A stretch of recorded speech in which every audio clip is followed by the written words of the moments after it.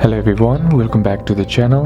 Hope you're doing well and fine, and in today's video I'll be showing you how to learn coding in Sololearn. So without wasting any time, let's just jump right on the video and make sure to watch this video till the end and follow the steps as well. Learning code in Sololearn is easy and interactive, so here's a step-by-step guide to how to do it. First is to choose a programming language, so head over and open up your Sololearn app, or just simply head over and open up your Sololearn in your web browser by simply tapping on the search bar and typing in sololearn.com. Now once it loads, what you need to do is log into your account. Then Sololearn offers courses in multiple languages like Python, great for beginners, JavaScript, which is best for web development, HTML and CSS for building websites, Java, C++, C, hashtag for app and game development. Now all you gotta do is tap on the course that you want and then select the language you want to learn. Now once you are done with that, simply tap on learn to begin